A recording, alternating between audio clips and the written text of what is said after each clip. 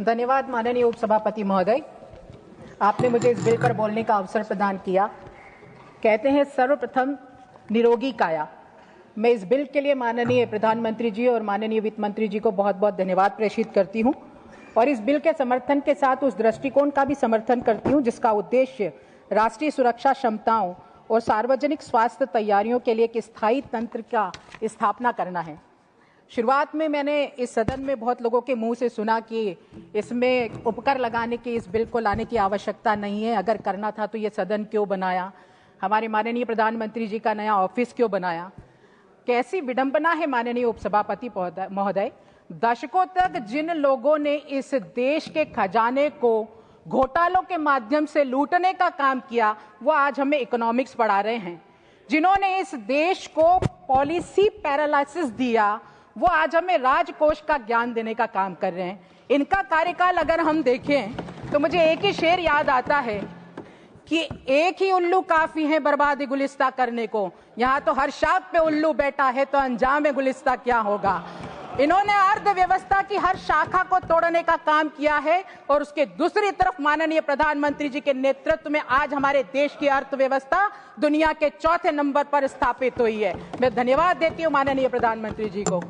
माननीय उपसभापति महोदय, ये जो बिल है वो हमारी नैतिकता को भी प्रदर्शित करता है। अगर हम आंकड़ों की बात करें, पान मसाला, सिगरेट, तंबाकू की बात करें तो आंकड़े चौंकाने वाले हैं।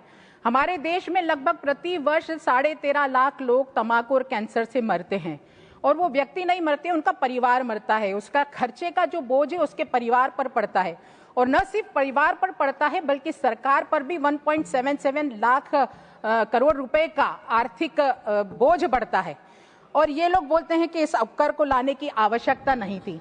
मुझे पूर्ण विश्वास है माननीय उपसभापति महोदय कि इस बिल के माध्यम से जो तंबाकू के सेवन है उसमें भारी कमी आएगी और लोग इस सेवन से दूर हटेंगे, उससे दूर जाएंगे, क्योंकि इस उपकर के माध्यम से जो कोष आएगा वो हेल्थ केयर के ऊपर खर्च किया जाएगा और हमारे लिए हेल्थ केयर और सुरक्षा बहुत इंपॉर्टेंट है। माननीय सभापति महोदय, स्वास्थ्य के क्षेत्र में माननीय प्रधानमंत्री जी को और माननीय स्वास्थ्य मंत्री आदरणीय जगत प्रकाश नड्डा जी को मैं बहुत धन्यवाद देती हूं, जिनके नेतृत्व में हेल्थ केयर सिस्टम का डीएनए ही बदल कर रख दिया है। आज जो नए आयाम स्थापित स्वास्थ्य के क्षेत्र में किए जा रहे हैं, नई 50,000 MBBS की सीटों का मामला हो या फिर प्रत्येक जिले में मेडिकल कॉलेज की स्थापना करने की बात हो या आयुष्मान जैसी बहुत ही अनूठी योजना के माध्यम से प्रत्येक भारतीयों को हम सुरक्षा का, स्वास्थ्य का जो सुरक्षा कवच दे रहे हैं उसकी बात हो, स्वास्थ्य के क्षेत्र में नए आयाम स्थापित करने का काम हमारी सरकार ने किया है। और कहा भी गया है, मुझे ये जो स्वास्थ्य के ऊपर जो काम हुआ है उसमें संवेदना तो देखिए कि एक तरफ हम तंबाकू पर टैक्स लगाने का काम कर रहे हैं, वहीं दूसरी तरफ हेल्थ इंश्योरेंस की जो प्रीमियम है उस पे से GST को हटाने का काम किया है। मैं वित्त मंत्री माननीय निर्मला सीतारमण जी को बहुत बहुत धन्यवाद प्रेषित करती हूँ। और मुझे एक कवि की फिर वो पंक्तियां याद आ रही है, हो गई है पीर पर्वत सी पिघलनी चाहिए, इस हिमालय से भी कोई गंगा निकलनी चाहिए। दर्द के पहाड़ को पिघलाने का काम किया है और उसका जो राहत स्रोत है वो इस बिल में नजर आता है। माननीय उपसभापति महोदय, ये सिर्फ स्वास्थ्य के बारे में नहीं, ये अस्पतालों तक बिल सीमित नहीं है, ये हमारी राष्ट्रीय सुरक्षा को भी रेखांकित करता है।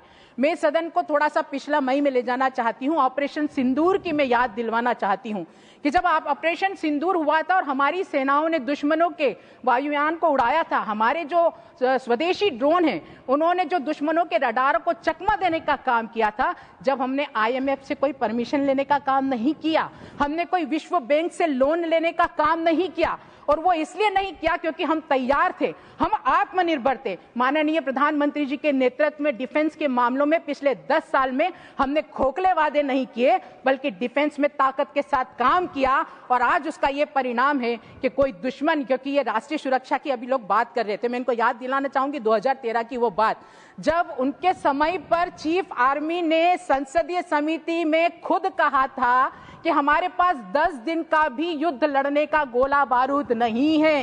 ये शर्म का विषय है। और आज माननीय प्रधानमंत्री जी के नेतृत्व में हमारी सरकार जो काम कर रही है, अगर दुश्मन हमारी तरफ बुरी नजर से देखता है तो उनके घर में घुसकर जवाब देने की ताकत आज भारत के पास है, क्योंकि हमने डिफेंस में इतने काम किए।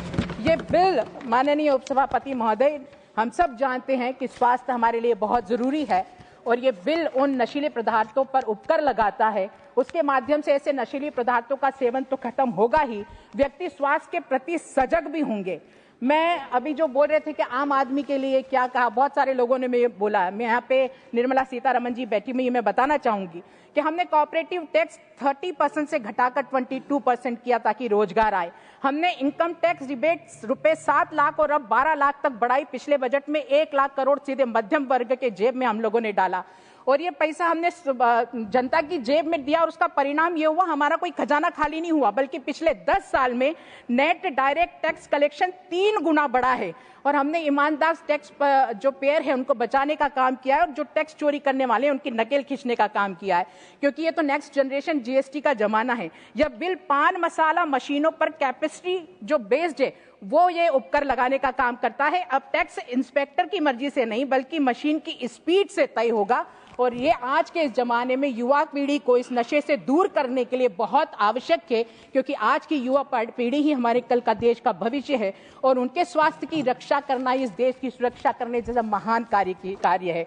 माननीय उपसभापति महोदय, ये उपकर केंद्र ने जबरदस्ती नहीं सौंपा है, यह फैसला जीएसटी काउंसिल की सहमति से तय हुआ है। तो मैं विपक्ष से पूछना चाहती हूं कि जब इनके राज्य सरकारों में जीएसटी के काउंसिल की बैठक हो रही थी, जब इनके क्या मंत्री सो रहे थे? उन्होंने सबने ये सहमति दी है और अब की सबकी सहमति के द्वारा ये उपकर लाया गया है, ये थोपा नहीं गया है। क्योंकि जब दुश्मन की जो गोले जब धरती पर छूटते, जब ये नहीं देखते कि नीचे किसकी सरकार है, वो भारत पर गिरते हैं और भारत की सुरक्षा का विषय हम सब का होना चाहिए। इसलिए इस बिल का समर्थन हम सब लोगों ने करना चाहिए। महोदय, सदन के सामने विकल्प शीशे की तरह साफ है। विपक्ष सिगरेट के पैकेट पर लिखी हुई कीमत के प्रति चिंतित है और हम अपने राष्ट्र की सुरक्षा के प्रति चिंतित है। विपक्ष इसको टैक्स के रूप में देख रहा है, बोझ के रूप में देख रहा है और हम भारत के प्रत्येक व्यक्ति के स्वास्थ्य की सुरक्षा कवच के रूप में देख रहे हैं, इसके भारत माता के कवच के रूप में देख रहे हैं। इसलिए ये बहुत अति आवश्यक है।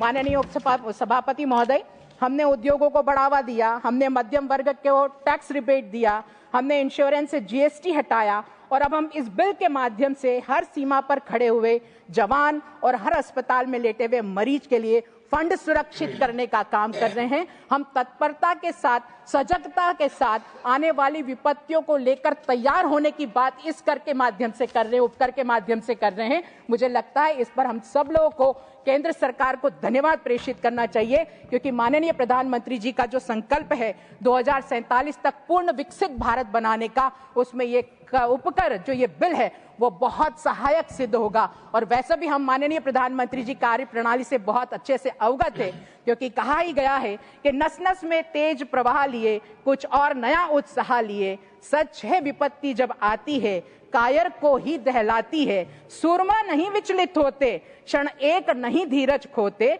विघ्नों को गले लगाते हैं, कांटों में भी राह बनाते हैं। ये कांटों में राह बनाने वाला ये बिल है जिसके माध्यम से हम देश की सुरक्षा को और मजबूत करेंगे, देश में लोगों के स्वास्थ्य को हम मजबूत कड़ी प्रदान करेंगे। मैं पूरे हृदय के साथ इस बिल का समर्थन करते हुए माननीय प्रधानमंत्री जी और माननीय वित्त मंत्री जी को बहुत बहुत धन्यवाद देते हुए अपनी वाणी को विराम देती हूँ। जय हिंद, जय भारत।